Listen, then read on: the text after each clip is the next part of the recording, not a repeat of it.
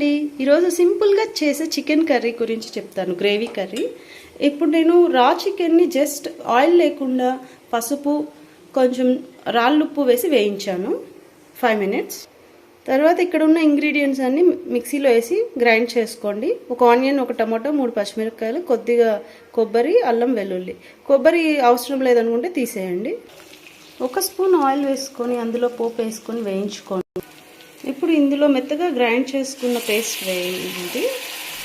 ఒక 5 నిమిషాలు ఈ పేస్ట్ని మీడియం ఫ్లేమ్లో వేయించుకోండి.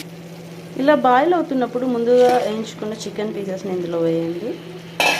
బాగా మిక్స్ చేస్తూ ఒక 3 minutes హై ఫ్లేమ్లో వేయించుకోండి. ఇప్పుడు సిమ్లో పెట్టుకొని మీ టేస్ట్కి సరిపడా మిరప్పొడి, 1 టీ స్పూన్ ధనియాల పొడి, ఉప్పు, చికెన్ మసాలా, గరం మసాలా వేసి ఒక 2 నిమిషాలు వేయించుకొని ఇందులో 1 గ్లాస్ నీళ్ళు మిక్సీ జార్లో వేసుకొని ఇందులో వేసుకోండి. ఇప్పుడు బాగా మిక్స్ చేసి 10 minutes సిమ్లో మూత పెట్టి ఉడకనివ్వండి.